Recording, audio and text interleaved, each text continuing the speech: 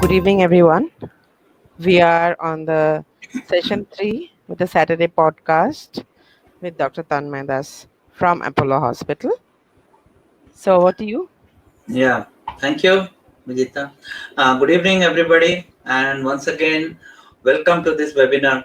Despite of all other hundreds of webinars going on, so this will be a very important session and a very interesting too. I hope so. So let's see what I want to do today. So good evening once again and welcome. So this is the third session of my Saturday evening podcast, which I'm highlighting all the metabolic issues and non-communicable diseases and how to deal with them, not through medicines, but through a proper understanding and through lifestyle choices. So once again, my disclosures. Uh, why me? I always say that I am an anesthesiologist. All of you know that. I practice very high-tech, cutting-edge acute care medicine where I save lives every day. But at the end of the day, I have been having this feeling for a couple of years that I'm just Charlie Chaplin in modern times, just tightening screws and how well I tighten, however well I'm a tighten a screw. At the end of the day, I want to know what is the root cause of all these problems. Why so many people, more and more people, are having this metabolic issues. So one day it hit me. That is when I sat up and realized. And instead of going the way which most people do, and subjecting myself to modern medicine and modern medicine is fantastic as far as acute care is concerned, but as far as chronic diseases are concerned, I think it requires a rethink.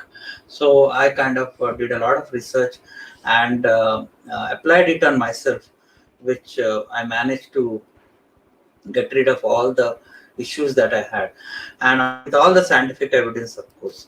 And just to tell you, I'm also listed as a low carb specialist in a couple of international websites, but I do not get any financial remuneration from there. All this knowledge which I share with you is completely yours for your benefit. There are a few disclaimers which I have to tell you every time, that these webinars are for informational purposes only. What I will be sharing here is designed to help you to make informed decisions about your health. It is not intended to serve as a substitute for professional medical advice. You must consult and work with your doctor to make any changes in your lifestyle, especially if you are on medications. And here you may have a peculiar problem. I was discussing with Ms. Vijita some time back that if you take this information and go to your doctor, you may not find a doctor who is ready to believe you or ready to take into consideration what I am telling you. But once again, I am arming you with the knowledge. No longer can any doctor today say that there is no evidence in the mainstream medicine for what I am going to tell you, because whatever I tell you is always backed up with scientific evidence. That is why you see so many papers in my presentations today also. So my hope is that along with the you all the doctors who are there on this forum, I hope to reach them. And even if I manage to convince a couple of persons, a couple of medical professionals about what I am trying to say, about the veracity of my information, I will have done my job, because each doctor influence means thousands of patients benefit. Okay, for those who did not attend the first two sessions, or those who attended, they want to refresh as a quick recap. I always say that as a species, we Homo sapiens, we have become very sick. And what is the number one disease? They are the lifestyle diseases which are a killer, and that too in our country. The number one cause of these disorders is poor nutrition. And at the heart of all these comorbidities is insulin resistance. That is what I told you in the first session. I told you what it is. And all chronic metabolic disorders, mind you, are either caused or aggravated by insulin resistance.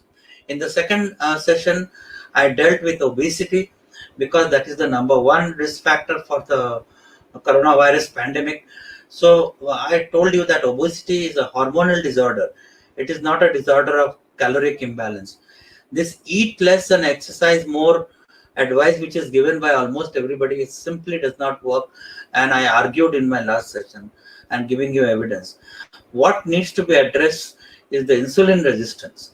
And I told you about the metabolic switch which exists in our body and how your body can be made metabolically flexible. And I told you about what ketones are, how fat cells break down into ketones, and how beneficial they are. I will be telling a little more also today. Now, uh, uh, uh, to deal with these orders, especially for obesity, a low carb or a very low carb diet is a viable option. That is a line taken from the American Diabetic Association guideline. That is why I have scored it. So, and I also told you that the body has a set weight and will fall automatically into that. So the aim is to correct your metabolism and weight loss will follow. But so that is a recap of the second session. But meanwhile, as the pandemic, is relentlessly goes on, numbers are going up every day. Obesity again and again is coming into the news. This, my friend, dermatologist friend Rajesh sent me from Mumbai. That what is going on? This is the obese people are becoming the most affected. Whether you are young or old, even the young people who are obese are most affected, and the cytokine storm which hits them is very very vicious. So I'm going to continue my attack on obesity and how to deal with it. Hello. Yeah. So last time I talked about obesity, like which is named as body fat. This is the diagram which I always am going to use. That insulin resistance is lies at the heart of all the metabolic disorders. Cancer, heart disease, Alzheimer, diabetes. I will be dealing with them one by one. Right now, what I am doing is I'm just laying down the foundations. I've already started with obesity, and today I'm going to tell you about a very important and a very very powerful tool to deal with all these metabolic disorders. So, what is that powerful tool? It is nothing but a very old technique known as fasting. So fasting and intermittent fasting. So that is what I'm going to talk today, and that is going we are going to discuss this uh, with you today. So once again, I'm going to show you this picture. I'm going to show you this picture every time because it puts us into perspective. As a species, as I have told you, human beings have never been sicker than they are today. And if you have a look at today, we look at this picture from another angle. How have these people been eating throughout? And what are we eating today that has made us so sick? So if you look at this, the evolution for 3 million years, food has never been so freely available. Food has always been scarce. And not only that, they had to really, the prolonged periods of time would pass till they get food. So food is also specific. I'm going to go into the details later on. And so are eating patterns. Our bodies actually over millions of years are much better adapted to not eating than to eating. That we don't realize today. And this eating, frequent meals throughout the day, 3 meals and 3 snacks, the advice which is given. This has completely gone against our evolution as a species. Our genes just cannot take it. So we have a stone age body and we are trying to give it space age diet, and this is completely ruining our health.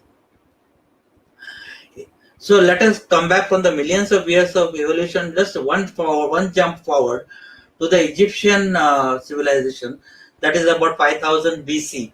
And their physicians used to say that only 25% of what we eat feeds our body, and the rest 75% actually feeds our doctor. Very good news for the people, but not so good news for the doctor. But this is a fact that our body actually needs very little food. Okay, from the Egyptian civilization, let's go to the 13th century, where you must have heard of Rumi. He is a fantastic, very insightful poet. He said that fasting is the First principle of medicine: fast and then see the strength of the spirit reveal itself. So fasting is nothing new basically.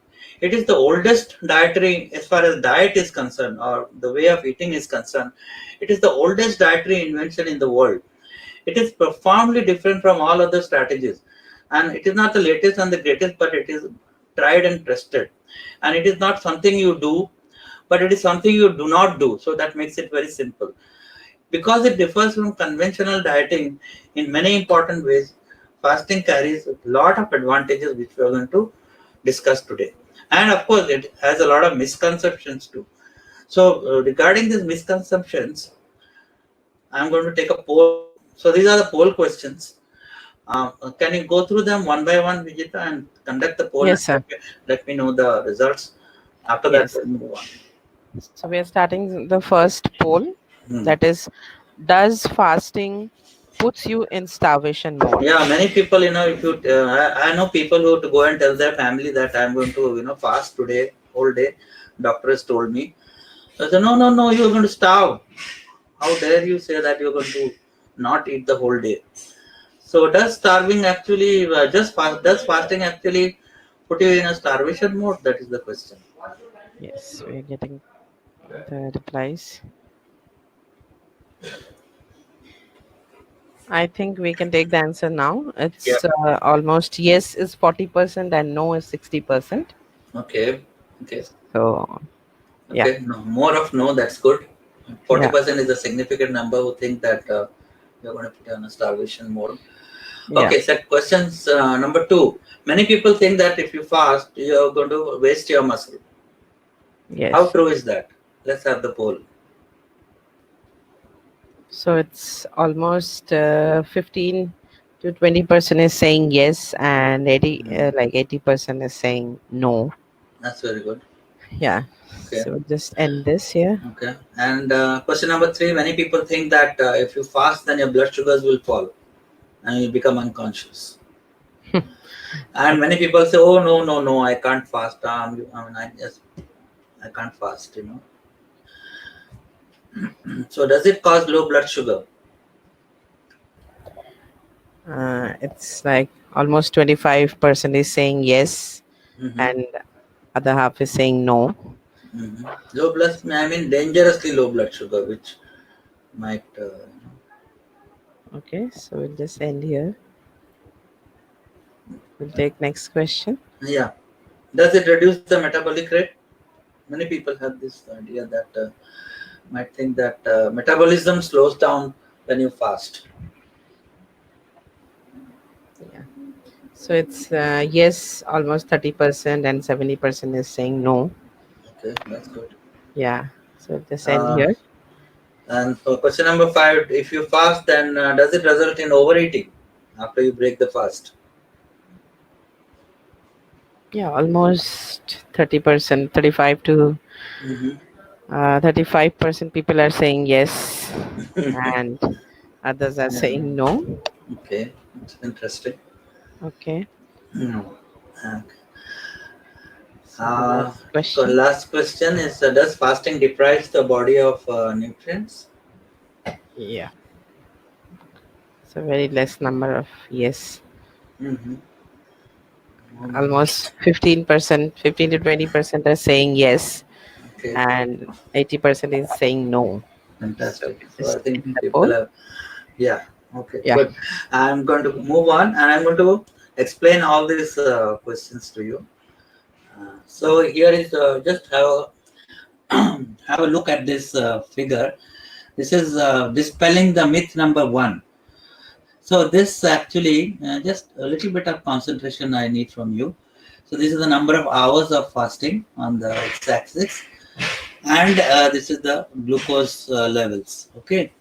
So what happens is in the first few hours, when you start fasting, your glucose level falls.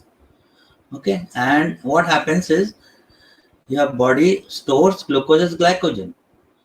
So your glycogen levels go up, and this is up to 28 hours, 24 to 28 hours. Your glycogen level is last, and after that, what happens? The body takes over. there is a process in the body which is known as gluconeogenesis. That means new glucose being produced from amino acids, or rather from the glycerol of the fatty acids.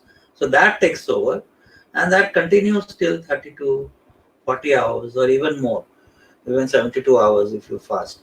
So if you see the this phases has been divided into 5 phases. Feeding is the first phase, and here the glucose comes from the food. And there is a post-absorptive phase where the glucose comes from the glycogen, this yellow graph. And then there is a gluconeogenesis which occurs. So your energy comes from gluconeogenesis, the glucose. And then there is a ketosis phase where ketones supply energy, and whatever little sugar the body needs, the brain cells and you can see the brain cell, glucose, and then ketone bodies are supplied by ketone bodies, because the brain can run on 2 fuels, as I told you last time. So this is what happens if you prolong your fast.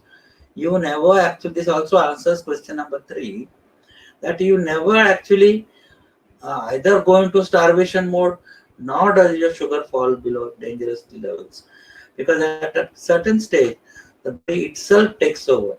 But the crucial thing here is the insulin level should fall. That is when the body can switch with the metabolic switch to use ketones as fuel. Okay, so that's myth number 1.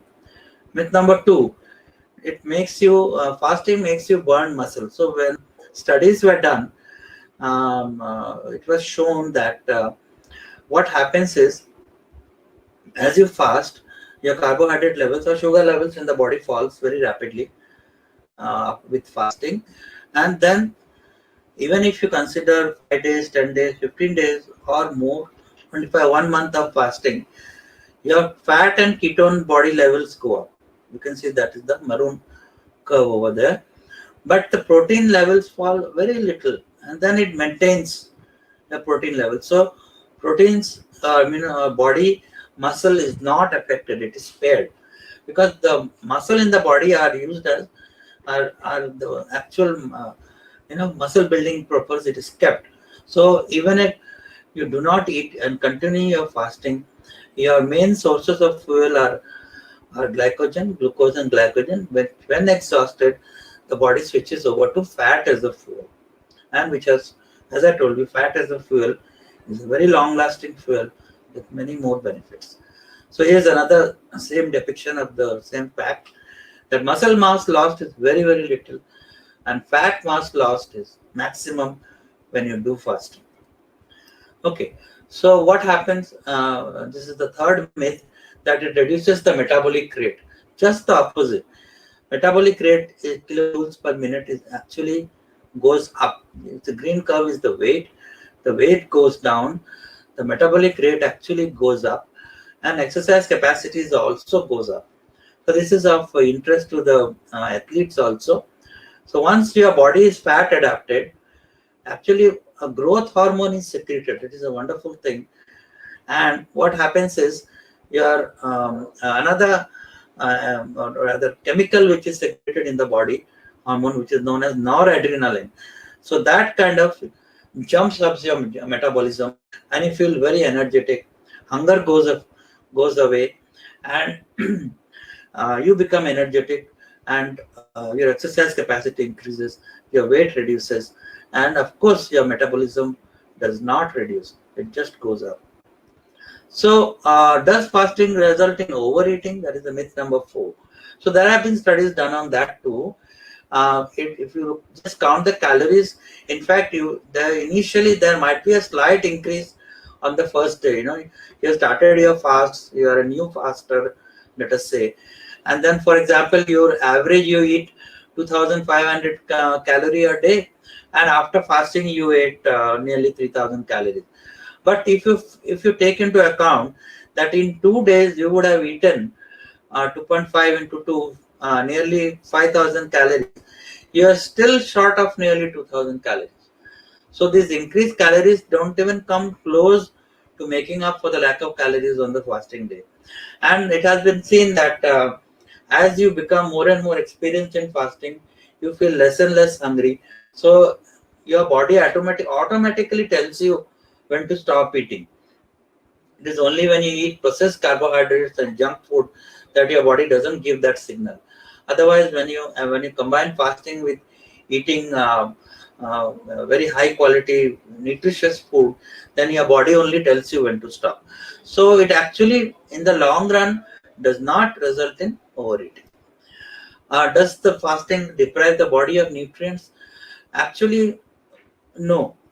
The with shorter fasting period, most of the fasting which we advise and can be taken as a therapeutic fasting is around 24 to 36 hours, not more than that. So there is ample opportunity before and after the fast to eat all the nutrient dense foods that you want to make up for the missed meals. The longest fast recorded in the world has been for 382 days, and that person also just had to take a multivitamin every day to prevent any multivitamin deficiency. That is all. He did not have much of any other electrolyte or other severe problems.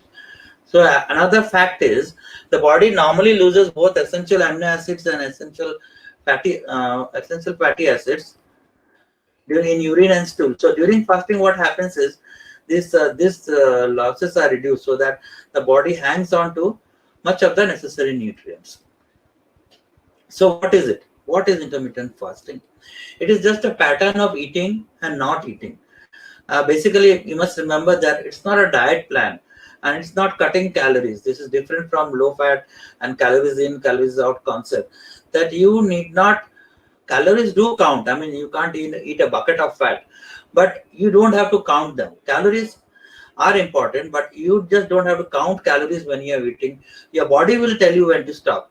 And as I showed you in the myth, that overall you will find that even without counting calories, you eat much less than what you had eaten, would have eaten if you had taken processed food and junk. It gives the pancreas a rest. Your serum insulin level comes down, which is vital, and fat burning is initiated. Human HGH is human growth hormone.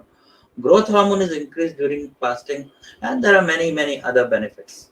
Okay, so this is what happens diagrammatically. When you eat food, your insulin level, whatever food you eat, your insulin level goes up, and it stores, especially the carbohydrates, it stores sugar in the liver, and also it produces fat in the liver.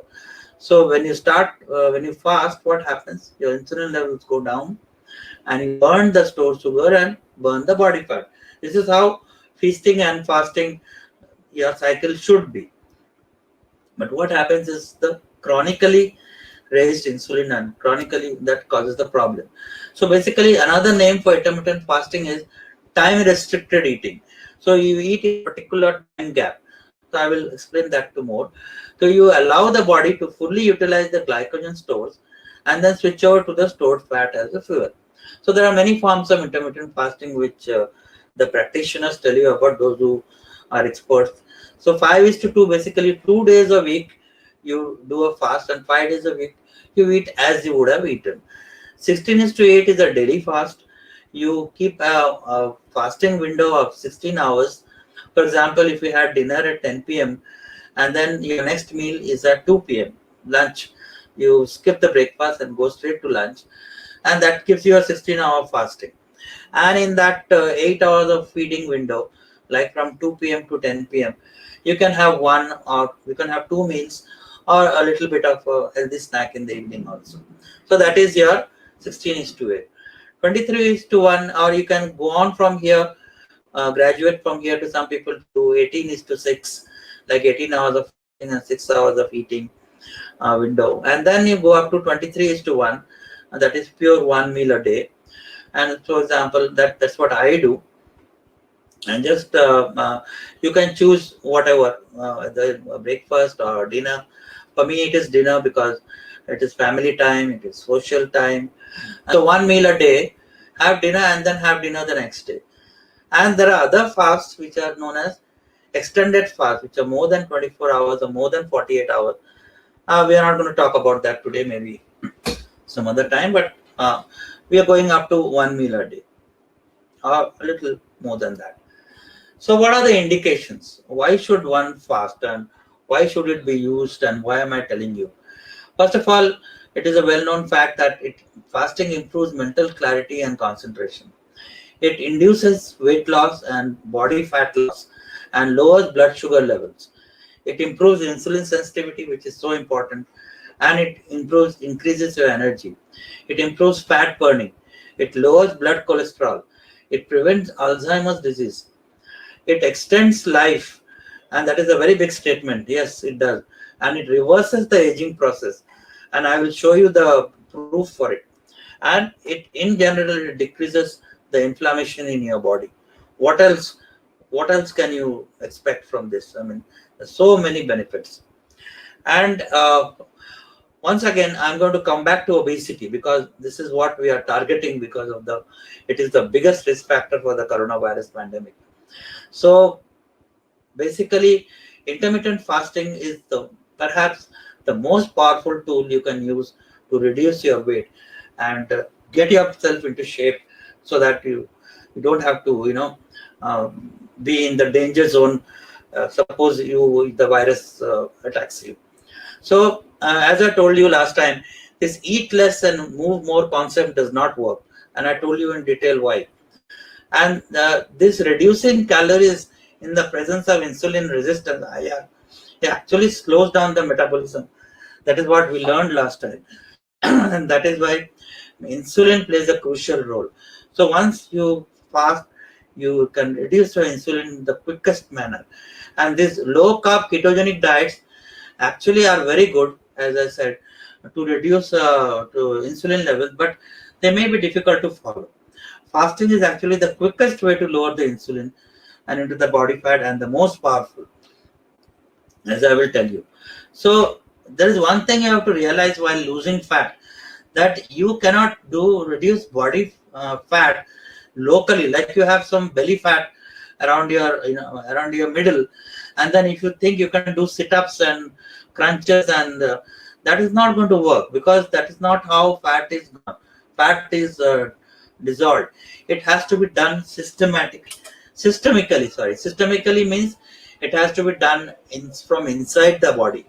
You have to set up your body to be able to metabolize that fat. Okay, so I showed you this last time, and I had told you that obesity is actually a hormonal disorder, not a caloric imbalance. So body is not a one compartment, but a two compartment model. So your calories in, calories out work here. It is stored as glycogen, and as long as you keep on repeating this cycle, your insulin levels are high, and you eat highly processed carbohydrate foods and foods which always keep your insulin chap over here guarding and high, you will never be able to access the body fat, which is a much better fuel for the body. So you keep on repeating this cycle here, and what happens is you do not burn fat. So because obesity is a hormonal disorder, it has to be addressed. The insulin has to be addressed. So how do you do it? How does fasting work over here? So once you fast, what happens is, you have seen that the insulin chap has disappeared. So once the insulin chap disappears, or the insulin level fall, then the body fat which is there inside in this deep freezer, your body gets energy from dissolving this body fat, which breaks down as ketones, as I told you, and that gives you the energy to goes on. Not only that, that reduces body fat, it gives you energy. So I showed you this last time. What happens is, throughout the day, body burning, your fat burning. This is fat burning, and this is quite patchy. You wake up in the morning with very nice low levels of insulin, which is, as I said, a gift, and then you spoil it by eating a high carbohydrate breakfast. Your cornflakes and puri sabji and whatnot, and then suddenly your insulin level goes up again, and then your sugar and crashes again, your blood sugar. Then again you eat a snack, again it goes up, and this goes on throughout the day. So you are never really in a proper fat burning mode throughout the day. And I told you last time that if you do not eat these carbohydrates in the breakfast, you eat only fat and protein, your serum insulin may remain low throughout the day, and you burn a lot of fat. Okay, now let's And even if you have a little carb at dinner, that insulin, keeps remains low because the insulin has become quite a lot of insulin sensitive by that time. So what happens if you skip breakfast? The fire burns even higher because the insulin levels really remain down. Now, breakfast being the most important meal of the day is a very very recent concept. I always tell people that yes, breakfast is the most important meal of the day as long as you don't have it. So it's a very new concept, as I said. If you once again, I will take back to this. Breakfast was never a convention. The first thing people had to do, our species has to do, like any other. If you go to the jungle, you will see all the animals. They get up in the morning and they have to go out and hunt. They have to go and work to get their first meal of the day. You just don't get up in the morning and start eating automatically. So this has happened only the last the maybe 30 to 50 years of time, and this is where we have increased the number of meals that we eat throughout the day. Like today we stand at the concept of 3 meals and 3 snacks, which was never there. So there are many reasons why this has happened, and one of the reasons is a big propaganda about breakfast being the most important meal of the day, and you must eat small meals throughout the day. And look at what has happened. So what happens if you skip lunch? So if you start to learn fasting, you skip lunch, and that also keeps your insulin levels very very low. So this is what I've come again in another way. I'm telling you, 1 meal a day. So if you eat 1 meal a day, and that meal is mostly fat and protein, a little bit of protein, and that some very little carbohydrates, a little bit of vegetables, I would say less than 5 or around 10%. So that will not only keep your insulin level down, it will never go up very high. So this is this is the way the body fat will be tackled or dissolved, and it will almost disappear over a period of time. So if you are actually, if you go back to the times of our grandparents and before that, there was not much of obesity because our traditional food pattern was like that. We used to have a minimum 12-hour fast. Like if you had dinner last night at 8 p.m. or something, you got up in the morning, had breakfast, at the most the lunch and dinner, but nothing, no snacks in between. In fact, I remember growing up, when I used to ask for snacks in the evening, then my mother would tell me, don't have snacks now, you will spoil your dinner. I'm sure many of you must have had the same experience. But nowadays, food is just a click away. Zomato to Swiggy or whatever, the apps which are there. So people keep on eating throughout the day in between, and all the benefit of whatever little traditional food patterns gave you, that is also lost. So what happens? That was about minimum 12-hour fast. Not much of fat burning over there, but there's a lot of fat burning here. If you skip breakfast, straight away have lunch, and then have dinner. So 2 meals a day. You could say this could be a 16-hour, 16:8 pattern. So you finish dinner at 10 p.m. previous night, and then went on for 16 hours, had lunch at 2 p.m., and then went straight to dinner. So this gives you some more fat burning than the previous one. And if you skip lunch also, so you can you can see a lot of fat burning has gone up like anything. So it's basically 20-hour or 22 hours. So it's basically 1 meal a day. You could stretch it. I sometimes stretch my 1 meal a day from 7 p.m. to 10 p.m. Like 7 p.m. I have something, break my fast, and then have another meal and finish it by 10 p.m.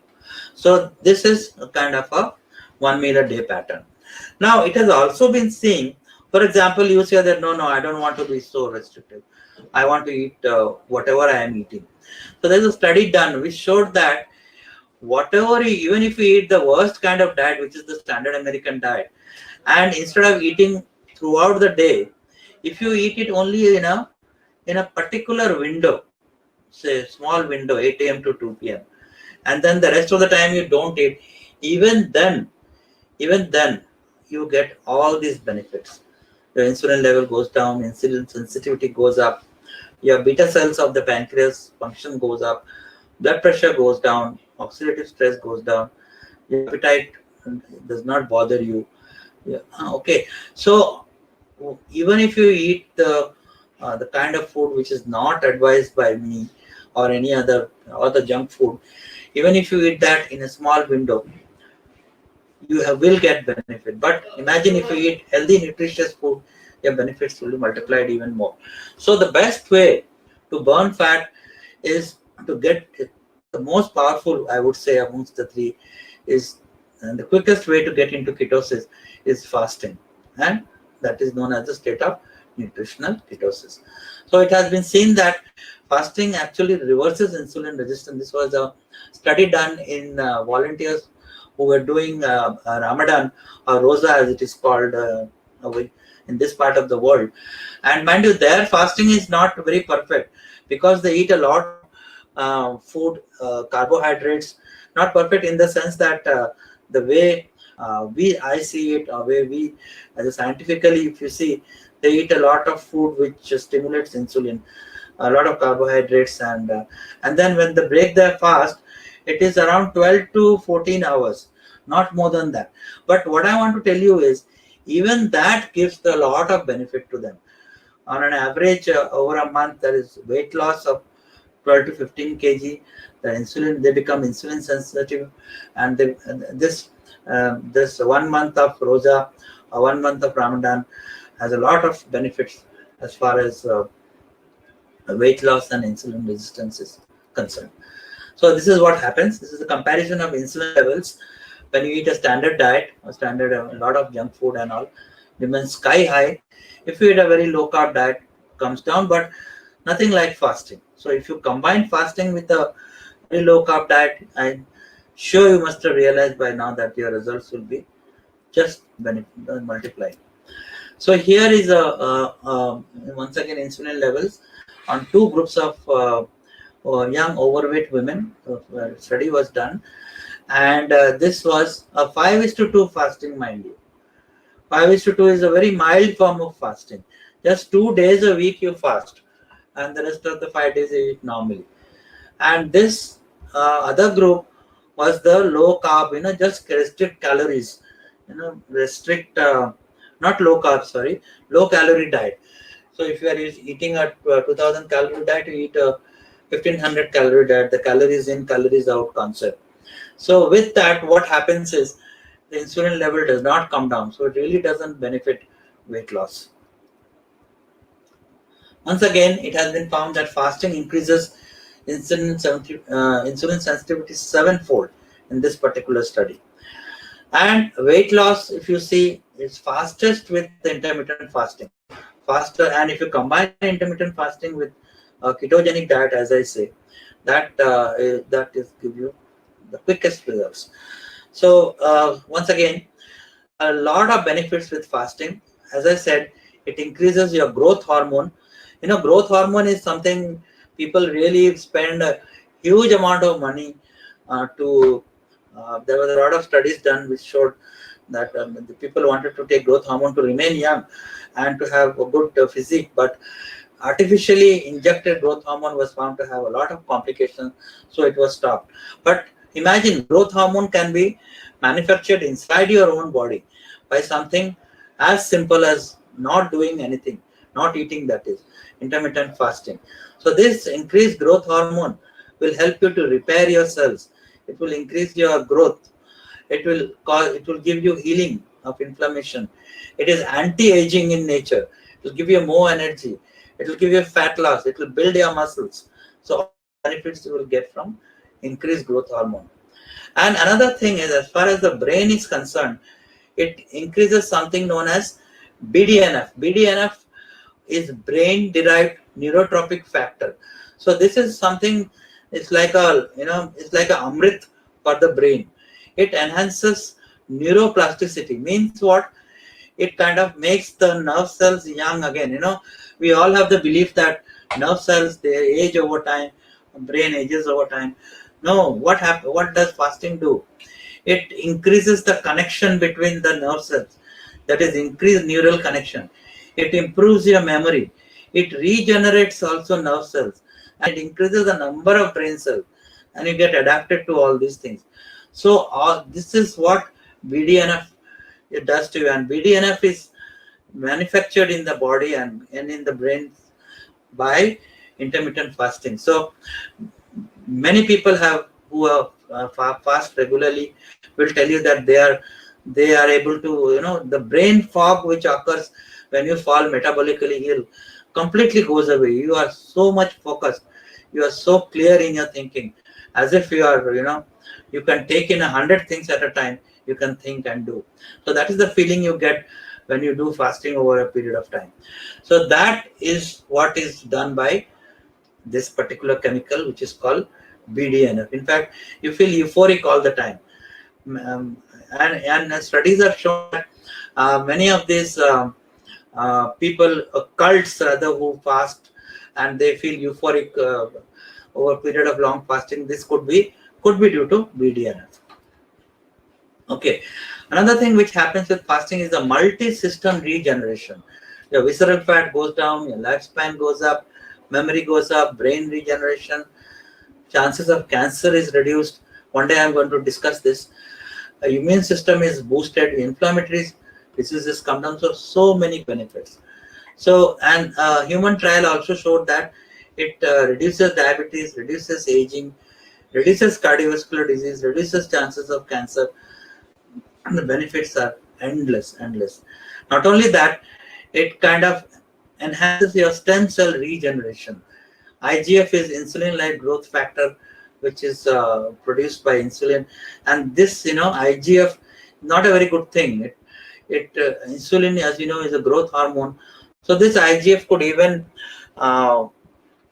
be cause of some tumor formation. So that is reduced by insulin, by lowered insulin, which is achieved by intermittent fasting. So it is so cool. How cool is that? There are so many advantages. So suppose if I try to, it's very simple actually. It's I find that sometimes it is very difficult to explain to a patient what I have been explaining to you over the last 2 or 3 webinars, that what is insulin, what is ketogenic diet, what is low carb, what is high carb, low fat. So difficult. Most people will not understand this, the average person on the street. But fasting you can explain to everyone. You just say that you don't eat from this time to this time. And if you eat, you can have water and tea without sugar and milk. That's all. So it is so simple to explain and to get it going. It's free of cost. If you want to lose weight, people spend so much of money. So here is something which can be done absolutely free of cost. It's very convenient to do. You don't have to, if you are on any particular diet, you have to cook according to that. You have to buy things according to that, and so much of hassle. Carry your own different kind of food, when to eat, when not to eat. So here, just we are fasting, so you don't have to do anything. Just get up and go. It saves you so much of time and money. And the biggest possible benefit is that the fact that you are fasting throughout the day, your insulin becomes sensitive, and even if you have some, we in Bengali we say bhalo mando, or good and bad food throughout in the evening, it doesn't really matter as long as you don't overdo it, because your whole day fast will give you enough insulin sensitivity to have a little bit of wine or little bit of good food if you once in a while, if you want to feast or enjoy. And no doubt you have realized by now that it is powerful. Mind you, like a low carb diet, intermittent fasting is a very powerful hormonal intervention. When you start fasting, you are undergoing a very powerful transformation in the body, which is going to heal you. So that is why it is powerful. Not only that, it is flexible. You don't have to do one meal a day, just dinner like I do. If you find convenient that your one meal a day should be lunch, fine. Or if you want to fast morning to evening, from 8 a.m. to 6 p.m., fine. And then whatever, you work out your fasting hours according to your own flexibility. And the best part is works with any diet. Many people are follow many kind of diet. And some people are vegetarians, some are absolutely vegans, some people are fully carnivorous. So basically it doesn't matter. This is a very nice quotation from Dr. Jason Fung. He says, you are a non-vegetarian, anyone can fast. You are fast. You are a vegetarian, you can fast. You don't know how to cook, well, fine, then you can fast. You don't have time to eat, no problem. Fasting very suits you. You don't have money, oh great, there's no problem at all, you can fast. You are very elderly, 80 years old, you can still fast. If you have an allergy, fine. Allergy comes from eating something. If you're not eating anything, your fasting is on. You travel a lot, you can still fast. On that note, let me tell you, on any international flight, you try not eating and fasting, you will find that you don't have any jet lag. I have tried it so many times myself. And fasting can be, the best part is fasting can be added to any diet. So whatever your eating pattern might be, whatever any of these categories you belong to, you can just add on the fasting part. So you can avoid all these problems, but fasting remains constant. So yeah, all the benefits. Once again, I just showed this to you because of this author, Dr. Madsen. He's a neuroscientist, and he is the author of this very, very important article. And this is a mainstream medicine article in NEJM, New England Journal of Medicine. I would focus the attention of my doctor friends over here, and those who are not, please be patient with me for the next few minutes. And this article is path breaking. It is a milestone because it for the first time has brought into mainstream journal and a review article which has fully explored the benefits of intermittent fasting. So much so that it just lives, it is as if it is there in the textbook. So let us see what these people have to say. They have reviewed the studies and many studies about fasting very, very carefully. And this is what they have concluded, that many studies have consistently show the robust disease modifying efficacy of intermittent fasting in animal models as well as in human models on a wide chronic disorders, including obesity, diabetes, cardiovascular disease, cancers, and neurodegenerative brain diseases. To make it simple, intermittent fasting benefits all these chronic disorders, and that has been shown in studies. Periodic flipping of the metabolic switch, I have colored it because I told you about it last time. And it means they are admitting that a metabolic switch exists in the body, and that not only provides the ketones, and this is what I told you about last time. So doctors, please do not be scared of this word ketones. And these are necessary to fuel cells during a fasting. And not only necessary, but they elicit highly orchestrated systemic and cellular responses that carry over to the fed state to bolster mental and physical performance as well as disease resistance. So if you fast, you will flip the metabolic switch, your body will generate ketones, and these advantages will be carried over when you eat food. Even if then your insulin rises, your insulin will be very sensitive, and you will reap the benefit of fasting. That is what this line is trying to say. So what does intermittent fasting do? Basically, it elicits, mind you, evolutionarily conserved adaptive cellular response. So this means what your body has evolved, for millions of years, is by fasting, by prolonged periods of not eating. That is what is triggered into action by intermittent fasting. That is what this particular article is saying. This is what this mainstream modern day medicine article is stating. And that this gives you adaptive cellular responses which are integrated within the organ, and it improves glucose regulation, increases stress resistance, and suppresses inflammation. So basically during fasting, cells activate pathways that enhance intrinsic defensive against oxidative and metabolic stress that and those that remove or repair damage. So it kinds of heals your bodily damages at the cellular level itself. So not only does it invoke your evolutionary conserved responses, it also heals you. That is what fasting does. So it is much more than weight loss. These ketone bodies are just not just fuel of during used during periods of fasting. These are potent signaling molecules with major effects on cell and organ function. So these ketone bodies, they regulate expression and activity of many proteins and molecules that are known to influence and health and aging. I showed you this picture last time. So when your insulin levels are down, you burn fat, ketones are generated in your body, and that kind of reduces inflammation. This is known as by reducing a cytokine.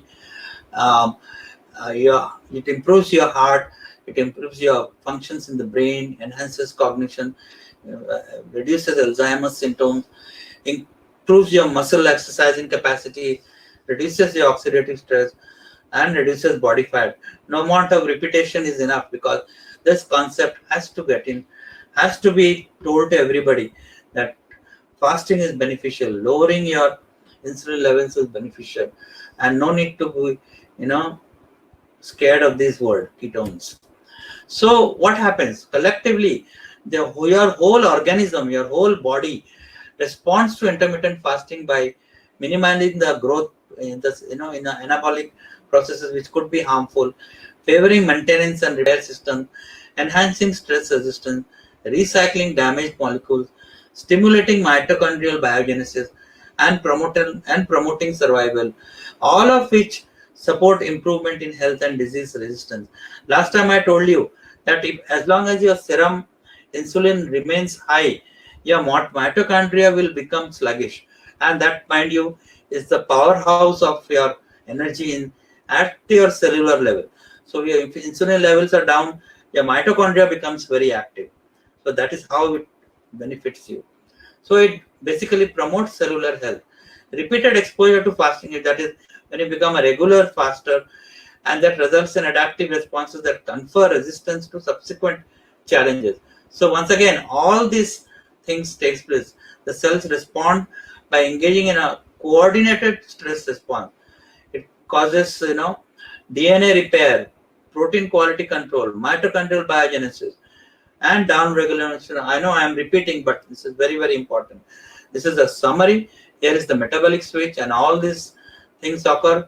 I've told you I'm not going to repeat, but let me tell you one thing. The authors of this article are so much enthused and enthusiastic that they are saying that these benefits and effects of intermittent fasting on health and aging should be a part of medical education, every level of medical education, so that the doctors and physicians and dietitians and nurses, everyone should get this message, and everyone should make it a part of a therapy.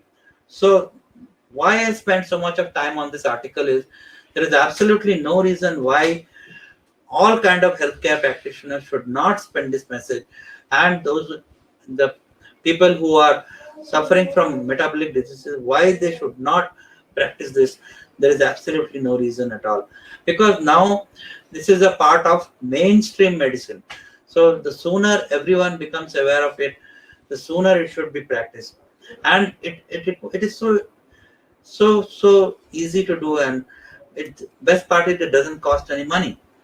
So there are plenty of studies. I'm just going to skip over this intermittent fasting. I will take it up as a disease come when I'm talking about cardiovascular diseases. I will come to fasting once again. As I told you today, I have told you about this so very important tool which deals with all the metabolic diseases. So all the disorders, people have found, studies have found that it helps. It kind of reverses cardiovascular disease. It once again improves metabolic health. And this is, I just showed it to you because this is a very recent, that was December 2019, and this is February 2020. Now this is a systematic review. This means they kind of reviewed 27 other trials, and they found the same thing, that intermittent fasting has a lot of benefits, which I've already told you. So this is just a repetition, just that this what I want to tell you is more and more trials are coming, more and more studies are coming. So the sooner we incorporate it into our practice, the concept of intermittent fasting, the sooner the doctors tell about this to the patient, the sooner they use it to benefit the patient, the better it is. Mind you, the media, the people everywhere around you will not give this message so easily, because there is very little, I will say, follow the money, because there is very little benefit, or there is very little money which is to be made by keeping the population healthy. So keeping the population sick doesn't make any sense. So studies after studies, I showed you this study last time. This is also about the metabolic switch, and they have also elaborated all the benefits that occur all over the body. Okay, another thing which I'm just going to touch and leave it and explain some other time is something known as autophagy, because it is a part of fasting. If you fast enough for enough period of time, which is studies have shown that, say, little more than 24 hours, it starts, something known as autophagy is the process of by which the body kind of, get rid of its own degenerative cellular products. So what happens, you have every day you have kind of mutations in the genes and some products which are harmful for the body, which is the result of the metabolism. So what the body does, it kind of circulates it, it eats it up by something known as the, look at the right side, autophagosome formation, and there are lysosomes which these two combine and kind of swallows it up. So autophagy is the kind of check, or it's a kind of a self-checking system of the body, which get rid of all the cells which could be harmful. It could be oxidative products, it could be even cancer cells. The body keeps on getting rid of it. So that is done by a process known as autophagy, and nothing increases autophagy in the body more than intermittent fasting. So that is what I wanted to tell you. So basically, intermittent fasting triggers autophagy, and this is recognized as a crucial defense mechanism against malignancy, infection, and neurodegenerative diseases. So for all these things which autophagy gives you, the benefit you get from autophagy, which happens when you prolong your fast, is, you can see in the diagram, all the diseases which I told you, including cancer. So for this work in autophagy, Dr. Yoshinori Oshumi got the Nobel Prize in 2016 for this particular work. He showed this, that autophagy actually benefits in so many ways. He says all the modern diseases are man-made, and autophagy research has shown that if you can generate this autophagy in your body through fasting, you will get all these benefits of tumor suppression, elimination of invasive bacteria, and so many other things which even I have to read more and tell you later on. So this is a very complex science, but then it's a wonderful thing, and all of you must listen to his lecture, which is available in YouTube. So autophagy is what is a continuation of intermittent fasting, so I had to tell you about it. What about should you fast during the pandemic, ongoing pandemic? Many people have asked me this, so I put up this slide. If you there have been studies, but they have been in mice only, which have shown that if fasting is very, very prolonged, your WBC count might come down and your resistance power might come down. So many people think that that could be translated into saying that you should not do fasting during the ongoing pandemic, because that might make you vulnerable. But actually, those studies during the period of fasting itself, there was some amount of immune impairment was there.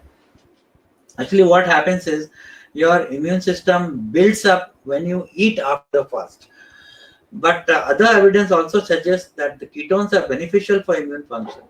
and perhaps that is why some also recommend fasting. But considering all the data taken together, you would likely be better off eating a ketogenic diet rather than fasting. That is, some people have said. But actually, what I would say, gathering all the data and studies which are there, that you should not, it is better to avoid very prolonged fasting. For those who are doing advanced fasting, longer than 36 hours you should not do. But 16 is to 8, one meal a day is just fine. It improves, it keeps your immunity going, it gives you the benefit of fat loss, and that all of the benefits which I told you about, generating ketones in the body. So all these things will be there. So there is no need to worry. Just remember that if you do not do very prolonged fast for more than 36 hours, especially if you are an elderly person. Benjamin Franklin was known for his very deep thinking and philosophy. He said that the best of all medicines are resting and fasting. But mind you, fasting does not mean eating fast food. Even if you um, fast throughout the day and end up eating junk food, most of the benefits will be gone. So I'll take you back.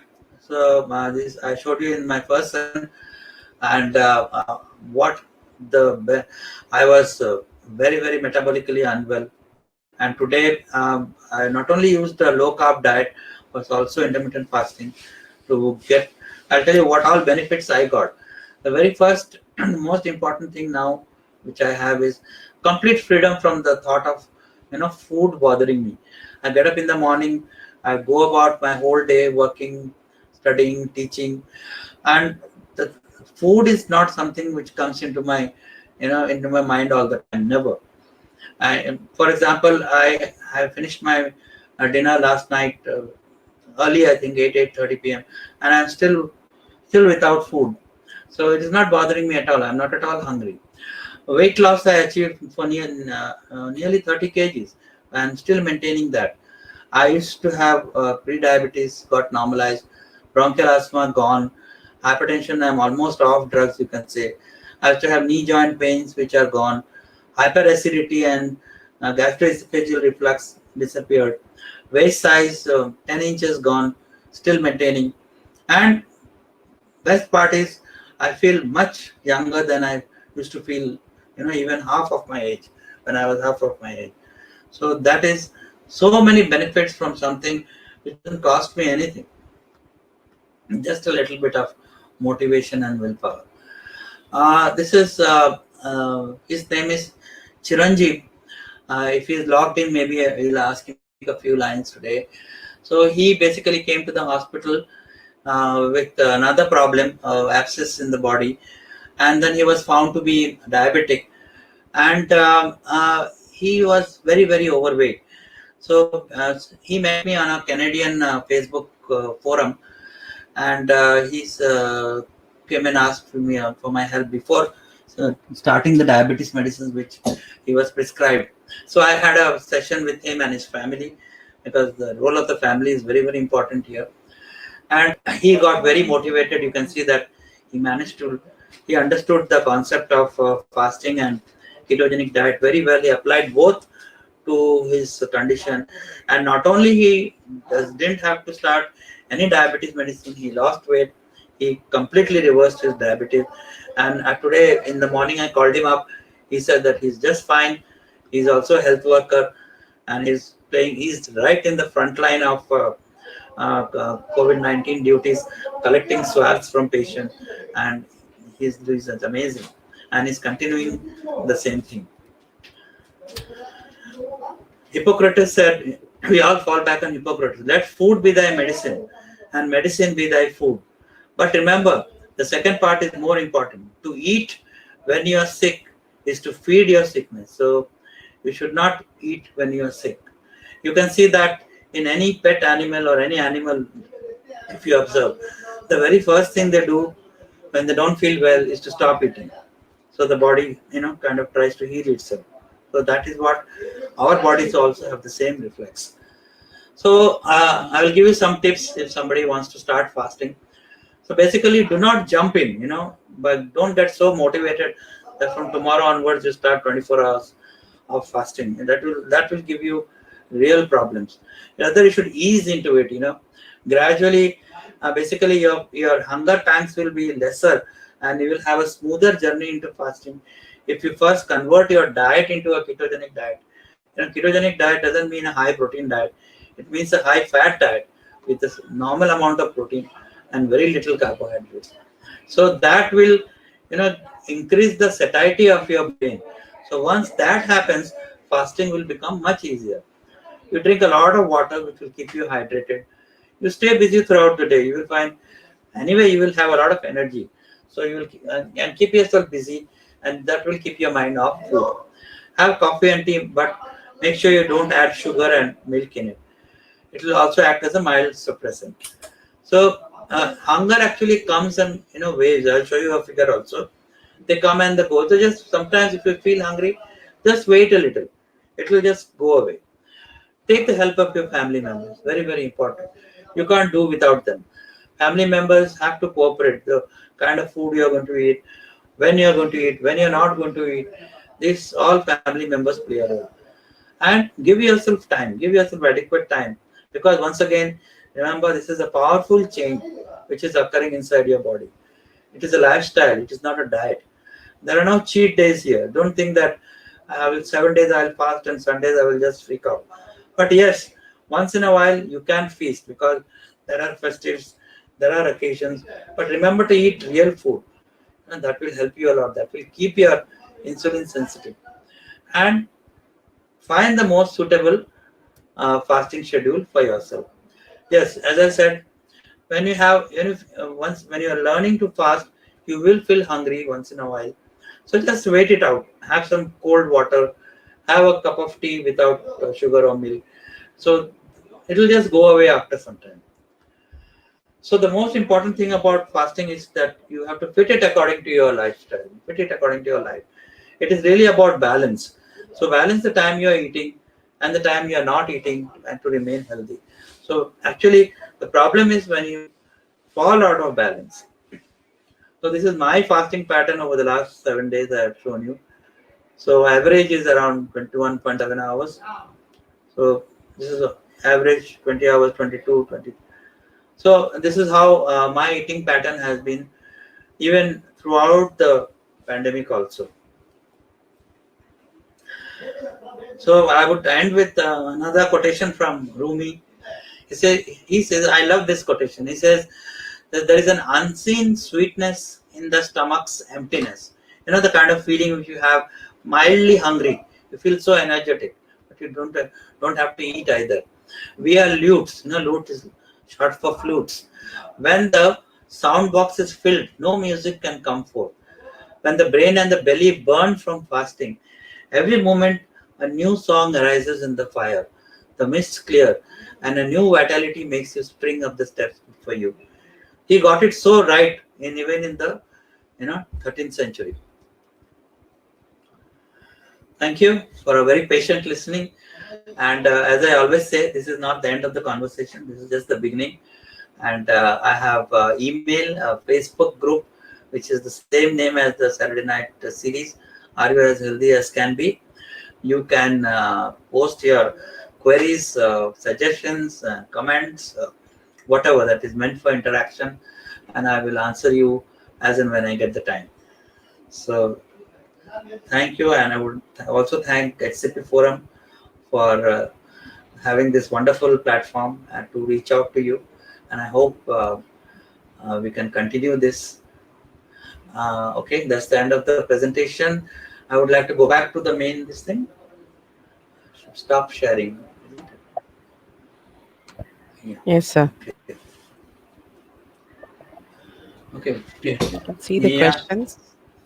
Where do I see the question? So you can Chat. see the questions in the chat, right? Chat. Okay.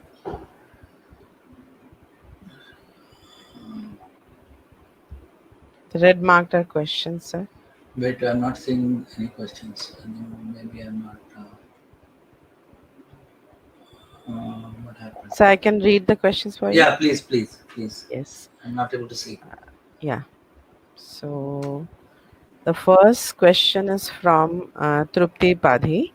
that Yeah, does fasting is recommendable for a diabetic with renal patient?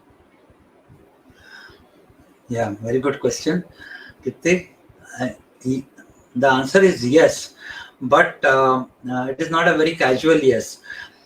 In fact, intermittent fasting with a low carb diet is the way you can actually reverse your diabetes, even if the patient is having renal problem. But it has to be done under very close medical supervision. So the person who is doing it must work very closely with a doctor or a medical professional or a healthcare worker who completely understands what is involved, because this person is a diabetic, this person is on medication, this person also has a kidney problem. So all these three factors has to be taken into consideration while trying to reverse diabetes. And as long as both understand what is going on, it can be done. It has been done, and there are many studies all over the world. It is possible. And but Tripti, please wait. I will be talking about type 2 diabetes very shortly, and there I will expand on this even more. Okay. The next Mm. question is from Ms. Anu Roy. That Yeah. what about calcium requirements during a long fast? Calcium deficit actually does not occur. Really does not occur even with prolonged fasting. As I said, even the longest number of days which a person fasted was more than a year, and he also did not have any bony calcium deficits. So a little bit of multivitamins uh, was enough. And mind you, calcium supplementation, whether fasting or not fasting, is no longer evidence based, no longer advisable. Calcium supplementation has been found to uh, cause calcium deposits in the coronary arteries of the heart. So it is not a very latest thing. What is recommended for people who have problems in the bony structure is something else. It is vitamin D3, which is once again a hormone. That also I will tell you about some other time. But calcium is not a very good thing to advise, even as in general. Uh, Um, Sir, she has another question that Tell me. intermittent fasting for weight loss works as well on a normal, in the bracket, it's but healthy diet. Yeah, it is good for normal people also. You not necessarily that you become obese and practice fasting. If you are a normal, healthy person and you fast, you don't have to do rigorous fasting. You can just do, you know, 16 hours a day. That is a 14 to 16 hours a day fasting. You will get all the benefits which I told you about. That's a fantastic way of leading a life. And our, even if you remember, even 2 or 3 generations back, our grandparents used to do that. They used to eat. I remember my grandmother eating just once a day. So that gives you, even you don't have to wait to become sick to start this. Start it right now, even as a normal person. Tell me. Okay. Next question is from Mr. Rudrodi Banerjee. That Yeah. do we actually I need wrote it. to finish the Mm. glycogen store gradually? Mm. Because after 18 hours of fasting, when we take carbs again, the glycogen Mm. will get stored. For this, Yeah. we need. Yeah. Yeah. The more you burn out, exhaust your glycogen stores, the more benefit you will get. So that is why if you have to eat something after 18 hours, it is better not to eat the carbohydrates, especially processed one, because that will again build up your glycogen stores. Whereas if you eat a combination of fat and protein, there the glycogen's built up will be very, very little. Something from the protein will come, and fat is directly incorporated. So, suppose you fast for 24 hours, then you can be sure that your glycogen stores have been depleted. And once in a while, if you do even more, once in a while, if you do even more prolonged fasting, and then you can completely exhaust your glycogen stores. So the more you prolong it, don't jump into it, as I said. But gradually you learn, the more you prolong it, the more your liver will be emptied of glycogen. The more important than that, the more the liver will be emptied of the fats, the fatty liver, which is become so common now. Even 12-year-olds are having fatty liver nowadays. So, and last time I did a poll on this webinar, uh, huge maximum part of the audience had fatty liver. So this fatty liver can be very easily reversed by intermittent fasting. One of the best ways.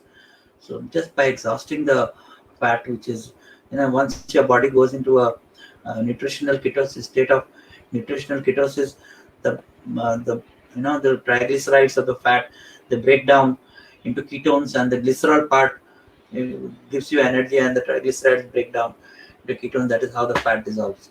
So you can take care of fatty liver. Okay. Next. Hmm. Yes, sir. Ms. Jyoti Pichasia has a question that can we work out and practice intermittent fasting simultaneously? Why not? But once again, don't jump into it. If you are very much used to a very high carbohydrate kind of a meal, it will be difficult, because you will be in that cycle of, in the fridge on the right side, as I said, you told you in that figure. But once your body becomes fat adapted, it is like tapping into a huge source of energy. So that will give you, this a lot more energy combining in fact, there is a lot of studies going on. I will tell you later on that uh, endurance athletes, those who are long distance running, they are doing it fasting now. They are trying it out, and they are finding that they get more energy while running or doing exercise, rather than carb loading. Carb loading is what used to be done, and that is what people still advise. But mind you, carbohydrates are just like a matchstick. They give you instant energy, but they don't give you long term energy. Whereas burning from the fat is burning a log of food.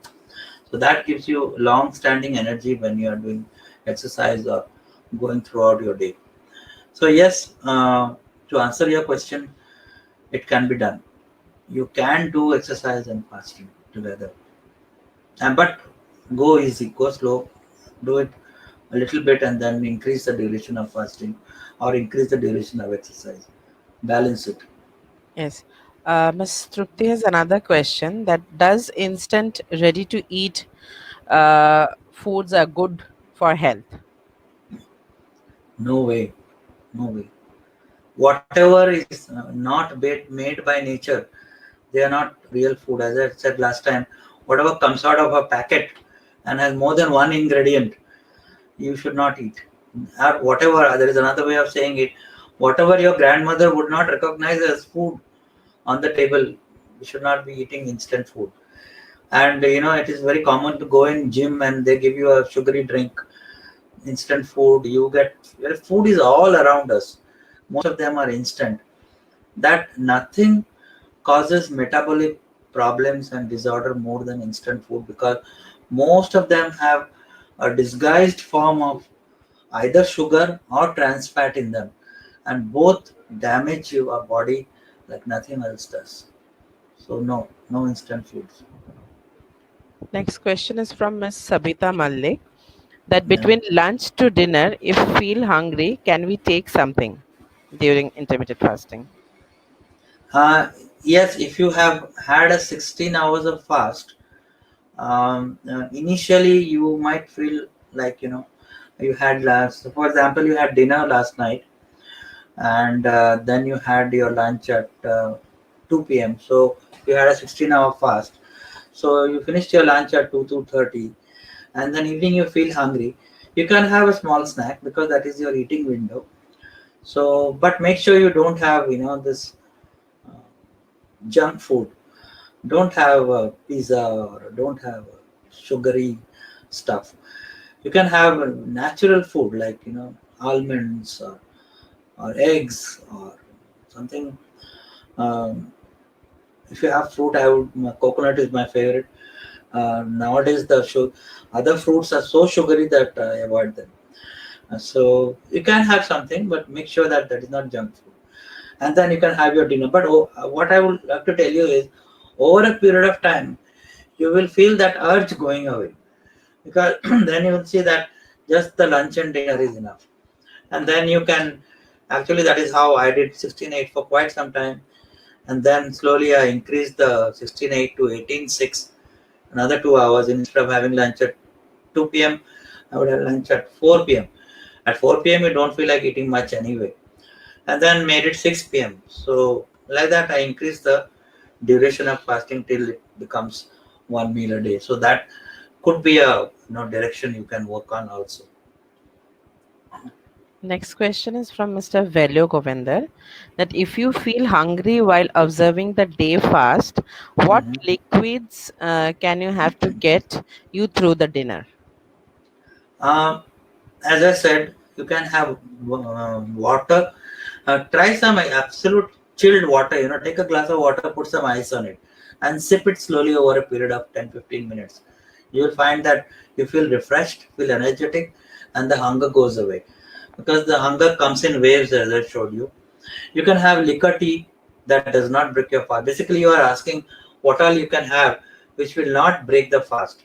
By breaking the fast, we mean that you should not eat anything that will stimulate your pancreas to secrete insulin.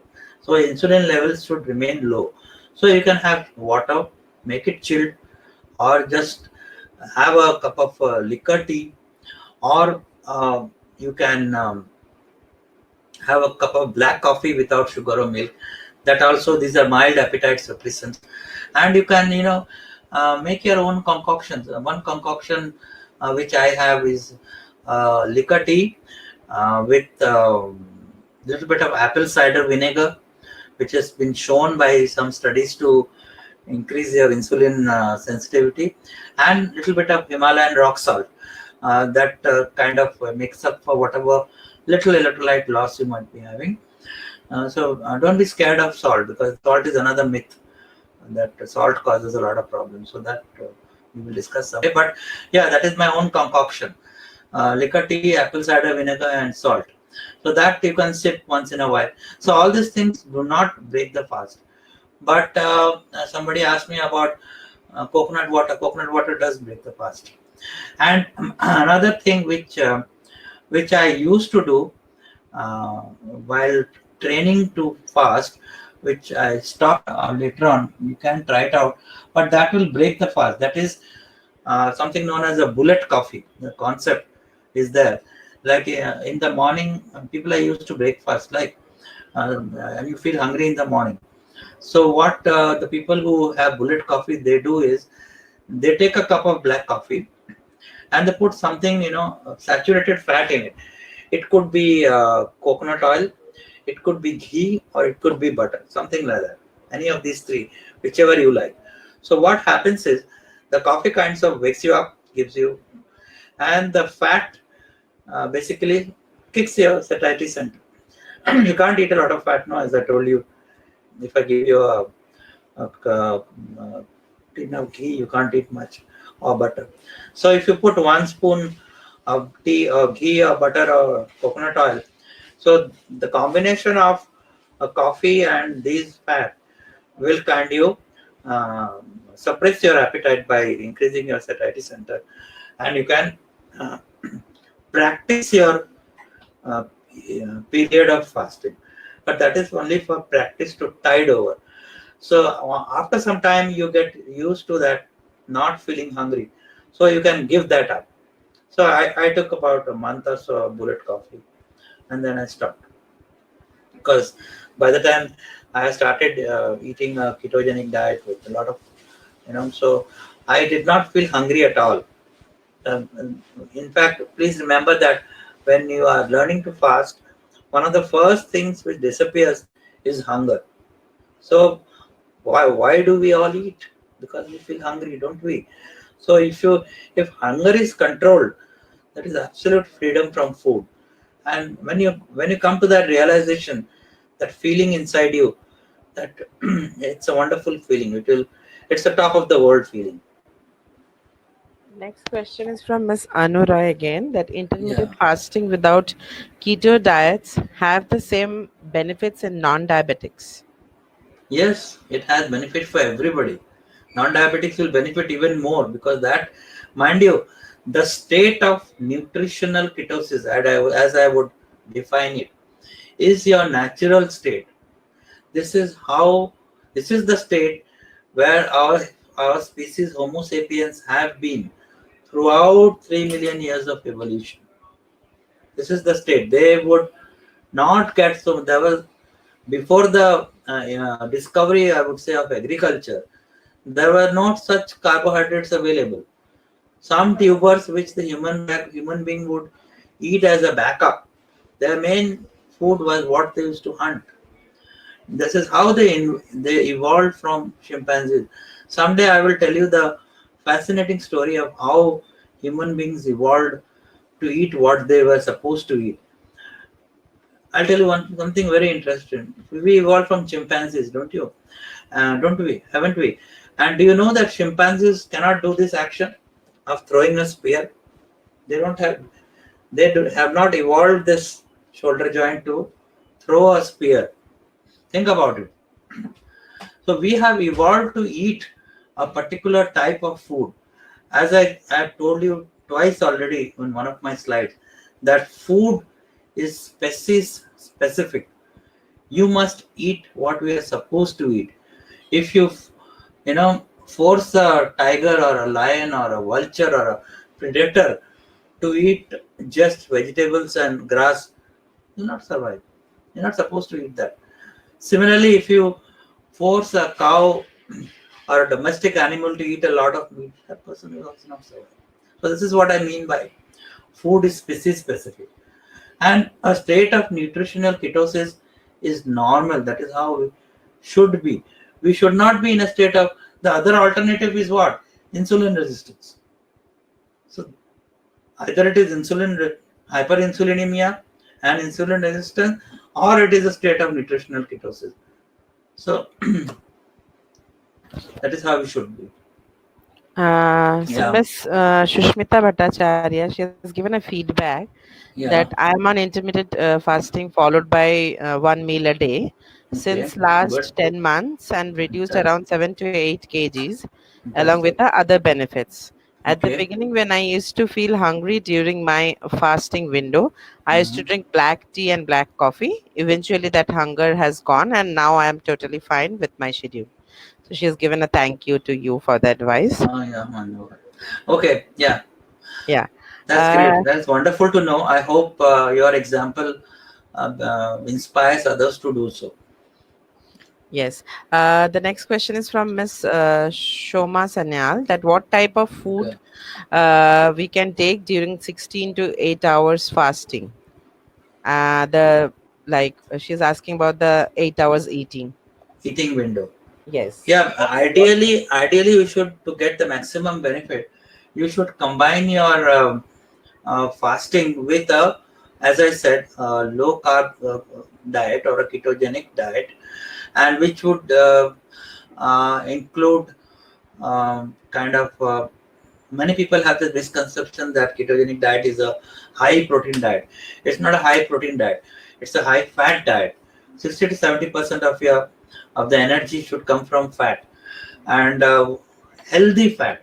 Fat does not mean the fat which comes from your vegetable oils, like what you get in the market, bottled in plastic. Those vegetable oils, they are not fat at all. Fat means, uh, if you the fat of butter is fat, ghee is fat, healthy fat, that is.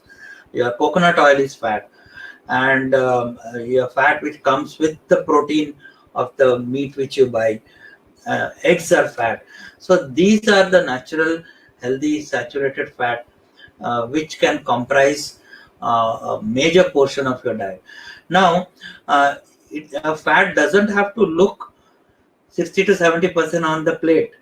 You see, even if we take a small bowl of vegetable and put a spoonful of ghee into it, then the concentration is such, because it is such a nutrient dense food item, it becomes 50 to 60% of your energy levels. So you may eat just a little bit of vegetable and some proteins like paneer or eggs, and then add a little ghee or butter to it, and that becomes your high fat and normal protein and almost no carb diet.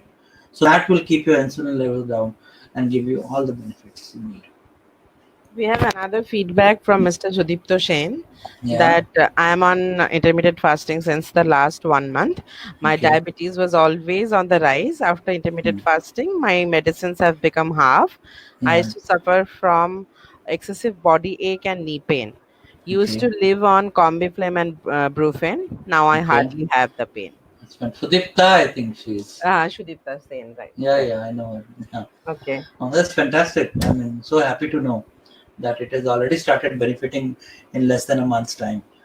So it works. It works for everybody, and there lies my message and the hope that people suffer unnecessarily.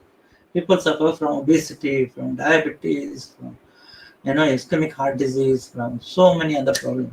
All this is so unnecessary, and and not only can this be reversed, this can be reversed quickly. That is what we are seeing from the feedback. Uh, Mr. as, Sanjay Patwari has a question that my consultant in Israel would say that uh-huh. don't bother much about fluid and carbs in normal healthy patients for Mhm, short duration surgeries, less mhm, than 1 hour. Don't mhm, we routinely fast in all religions? So why mhm. emphasis on carbohydrate loading in ERAS protocol? Exactly, exactly. I have Patwari Sanjay. I have severe constraints about the eras. I think it is market driven, if you ask my personal opinion, and it doesn't make sense to me if I look at it from the angle of from the eyes of insulin. Doesn't make sense to me at all. So I have severe reservation, despite of all the studies and whatever evidence people show, discuss, and in the magazines. I never do it in my patients, and that kind of severe carb loading before surgery, in the hope that and that insulin sensitivity or whatever they have shown that it happens in the post-op period, I'm not convinced. Yes, Sanjay, I hope that answers your question. I think your consultant was right. Mr. John Bagul has a question that what about Yeah. the morning medication? Can we take our morning medications on an empty stomach, especially the high BP medicine? Yeah, BP medicines you can take on an empty stomach, but not the diabetes medicines. That is to be very closely monitored. So if you are not eating, you are not supposed to take diabetes medicine. Once again, I am not going to give any prescription over here because this is not a this is not a patient doctor forum. But just for your knowledge, um, that yes, it can be taken, your blood pressure medicines, but also let me inform you that once your insulin is addressed, one of the first ailments or whatever you call it, condition to disappear, it just disappear, is high blood pressure, because high blood pressure is directly related to hyperinsulinemia and insulin resistance. There is a direct correlation. So if your insulin resistance is reverted, if your insulin levels fall down and is maintained that way, you might very pleasantly be surprised that your requirements for blood pressure medications coming down and then one day going away. Uh, Mr. Bagul, I hope to see you on that day. So next question is from Miss Ruhi Chatterjee Ghoshal that please Hmm. brief alkaline diet. This concept of alkaline and acidic diet is, I don't think it really applies over here. All this, I have not come across any real studies proving that it is beneficial, because macronutrients are macronutrients. The pH of the body has a fantastic way of regulating the pH in a very narrow zone on its own. That is a built-in mechanism and physiology. This giving alkaline, giving I don't think that is of any use. So no, I don't think that is a carries much of relevance to what we are discussing today. So the next question is from Mr. Chiranjeev Bhattacharya Oh, that Chiranjeev is here. is Yeah, intermittent fasting associated with risk of osteoporosis? Not at all. Not at all. It doesn't affect your bones in the calcium. In fact, intermittent fasting, when you practice it, conserves your nutrients, as I said. And the only thing, if you are, which most people are, is they are kind of vitamin D deficient. It is endemic in our population. A D3 can help both your, build up your bones and uh, uh, make your bones stronger. By the way, Chiranjeev, he is the photograph which I showed you. If you can ask him to speak 2 lines, I'll be very happy about his experience. Um, Chiranjeev, are you there? Can you unmute him? uh, if he wants to speak, then he has to just press the speak button. Then Yeah. we can take him in the room. Okay. Meanwhile, we can go for the Yeah. next question. Yeah. Okay. Fine. Uh, Mr. Shankar Chaudhary has a question that how to ease Sure. into intermittent fasting while Mm. on diabetes medications. That is, I think we have already told this. Yeah, I've told this. It requires a close supervision, and you need to get a doctor and convince him that it can be done. If he's not convinced, tell him about me. Mr. Giridhar has a question that intermittent fasting may advise to low BMI patient. What is it?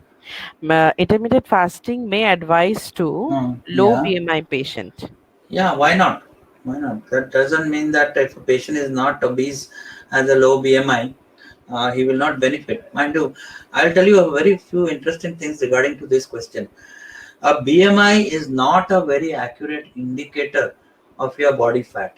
Mind you, BMI is a bit of an old concept, a bit outdated. The latest thing, a very scientific thing to do is a DXA scan, but that is very expensive to know the exact amount of fat in the body, and that is what we are bothered about. We are not bothered about how fat you look, but the amount of harmful fat in your body. I told you about the our Indian population, which is these people, they don't look fat, but there's a lot of unhealthy fat in their body, in the abdomen and in the abdominal organs. So BMI is not a very good indicator of that. A simple ratio of the waist divided by the height in inches can give you, but that also can be very misleading. Mr. Shankar himself told me that he has a normal waist to hip ratio, but other things can be dangerous, like the the fat inside the body which is already existing. So that has to be addressed. And to address that, even if you don't look fat, you can benefit from the intermittent fasting and the ketogenic diet. Please excuse the phone is ringing. Okay, the next Tell me question next. is from Mr. Iftikhar Muhammad that how does fasting reverse bronchial asthma? I think bronchial asthma is also one of the uh, what you call side effects, or one of the ways of hyperinsulinemia for some reason. No one actually knows why some people they are more allergic to uh, uh, dust or whatever, environmental toxins, and they go into bronchospasm. So one of the causes has been associated. Not many studies are there, but it has happened to me, and it has happened. There are many case reports that when the uh, people they benefit, bronchial asthma is one of the things which just goes away. And there is a new book by Dr. Benjamin Bickman. I told you previously also, he is known as the insulin scientist. He has a PhD in pathophysiology, and his whole life is devoted to insulin research. And he has also reported, it is there in his textbook which came out 10 days back, how why we get sick. So there also he has clearly mentioned, and there is a chapter where he has talked about bronchial asthma, and how one of the things which just goes away, just like hypertension, it goes away, and just like so many allergies which disappear when your insulin level comes down. So that just emphasizes the fact that insulin kind of is the such a big thing, and that has to be kept in check. So Mr. Nitai Datta has a Mm. question that during 16 hours fasting, even tea with milk is not recommended. I think I've already told this, sir. Tea, yes. Milk, no. Milk is Yes. insulinogenic. Okay. And he has said Mm. that recently I read Grain Brain by Dr. David. Pearl Is the butter, book yeah, recommended? very much. He is part Okay. of the research that we have done, and we did a lot. The brain is also very much uh, vulnerable to the high carbohydrate diet. Mind you, type Alzheimer's is just another name is type 3 diabetes. So the brain, if you eat all these grains, it affects your brain. That is what he's trying to say. All the grains that are there, starting from the wheat to the rice to they are sugar molecules, joint hands. And however much we fool ourselves saying that it is complex, it is multi-grain, it is brown, it is this, it is that, you can't fool the millions of years old body. That body, which has an intelligence of its own, will break it down into simple sugar. That is a fact we have to accept. It's hard to accept because we have been conditioned otherwise for the last 10,000 years, ever since we invented agriculture. One day I will tell you why agriculture has been human beings' biggest mistake. That's a very interesting story. Next question. Uh, Mr. Arnab is saying that how to convince people to switch back to a primal lifestyle, as I find that the biggest block is the mindset of being modern human. Arnab, I would heal yourself. That's all that matters. I would say, if if I heal myself, I am one less rascal in the world. So just do it yourself. Let you be an example for others. You can't convert anybody. You can't try to convince anybody. That is very difficult. See, those of you who are here today because you are interested, you want to know, you want to improve your health, and what I am sharing just information. So I am doing my part. So Arnab, you do your part. You be an example for others. That is enough. There is no need to go out of the way and convince. Right. The next question is that could the links to the scientific articles quoted in the presentation be shared with us? Who? Uh, Anu? yes, yes, Yeah, sure. I think we have all your email IDs, and I will. I think Vijita, I yes, can give you the links. You can send it to them. surely, sir. Yeah. Uh, Knowledge is for sharing. Miss Mona Lisa has a question that for a constipation patient, is Uh, intermittent fasting will be beneficial? See this. There is no. Once again, I will go back to evolution to answer this question. This concept of having a motion, rather bowel movement every day, day after day throughout your life, is not a mandate somewhere. What happens when you eat a very high protein diet? Because protein is so nutrient dense, 90% or even more is completely absorbed. So you think protein constipates. Actually, it is not that. So let the body behave itself. Let it take its own time to have its bowel movement. So there's no need to bother, and there is no need to answer your question specifically. There is no need to think that intermittent fasting cannot be done in a patient who is having constipation. And yes, it can be done. There is no issue. Don't get very obsessed with whether I am passing uh, stools or not, whether bowel movement is there or not. Bowel movement usually will take its own course. When you are changing a way of eating, there will be some change. It will not be as frequent, but there is no need to get worked up about that. That's all. So next question is from Mr. Giridhar again, that how will we manage patient condition in hypoglycemia during intermittent fasting? My dear Mr. Giridhar, if you do intermittent fasting in the right manner, you will not get hypoglycemic. There is only one condition you might get hypoglycemic, is that if you are a diabetic and you are on anti-diabetic medication and you have not eaten and you have taken the anti-diabetic medication. For example, You taken anti-diabetic medication in the night, and morning you did anything, and it was a long-acting drug, you might become hypoglycemic. Otherwise, as I showed you in my presentation in the talk, if you are a normal person, if you are fasting, your blood glucose level will never fall to a hypoglycemic level. So only time you become hypoglycemic is you're diabetic on medication. So that is why I keep on saying that you need to work with your doctor. You can't do this on your own. And if you become hypoglycemic, it is an emergency.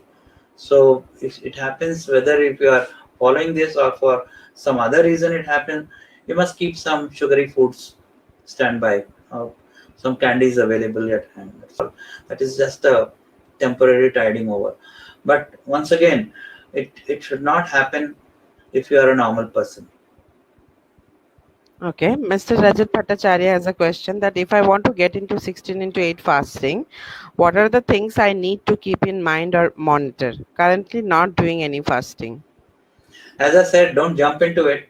I would say that first of all, you change your way of eating. That means most of us eat a lot of carbohydrates. So try to switch over to a low carbohydrate diet, and after that, when your body, that will make your body, what I say is fat adapted. That means your body will learn to use fat as a fuel, which I have told you is a much better fuel than the sugar. So once your body learns to use fat as a fuel, fasting becomes very easy, because that is when the hunger will go away. So first change over to a low fat, a low carbohydrate, high fat, that is a ketogenic diet. That you eat thrice a day. I'll give you an example. When I went through this stage, my breakfast used to be eggs fried in butter. My lunch used to be either coconut only, or chicken stew, which I used to bring from home. And dinner used to be, I'm a Bengali, a lot of fish at home, so fish and little bit of vegetable. So that is to be my diet for quite some time. That is a ketogenic diet as much as it can be. So after that, continuing that for nearly a year, I kind of switched off one thing after another. Like I omitted breakfast for one day a week, and then 2 days a week. So until I achieved the uh, state where I was not having breakfast all days of the week. So then, so that gave me 16 to 8 pattern. So after that, I got used to 16 to 8 pattern, and then I kind of extended 16 hours of fasting to 18 hours on one day a week, and then made it two, like that. So it took me, the whole process took me nearly 3 or 4 years to do. Can't do it overnight. Some people do it very fast. Within 6 months, they can do it. I was very, very sick. You could make out from that picture, I was very severely insulin resistant. And to reverse all my conditions, it did take time. But it works. So, Dr. Aditya Tripathi has Yeah, a suggestion that someday do speak about the diet of the blue zone people. I will. I will, because the blue zone has been once again a much hyped thing, trying to, it is a slightly controversial topic, and I'm researching on it. I have to gather evidence both for and against what is going on over there, and I will speak to you. Yes, it's a very good topic, though a bit controversial. The last question is from Mr. Arnab Datta Chaudhary. That Mhm. does autophagy help in cartilage regeneration? Well, if you have any evidence of that, let me know, because I have not read that much. That thing about autophagy, it helps in regeneration. Yes, that much is there. Autophagy remodels your body. So yes, it could be. But if you have some papers, please share. I would love to know. Arnav reads very voraciously about intermittent fasting and ketogenic and autophagy. Thank you, Arnav, for your I think we inputs. have done with all the questions. Oh, that's very nice. So we can just finish off here. Okay. Thank you very much, participants. Thank you. And also, I would like to have your feedback from the forms you get from SCP forum, and Right. also you can come and continue the conversation, as I said, in the Facebook for group which I have. And please remember what all I told you today, and stay healthy, and so that you can come out of this whatever we are entire world is going through. So giving you best wishes, and for best health, and I hope to see you every week on Saturday evening. Thank you very much. Thank you, sir. uh, Thank you for Thank you, this wonderful Vijeta. session. Thank you, Thank Jay. you, sir. Yeah, We'll see you next Saturday, sir. Thank yeah. you.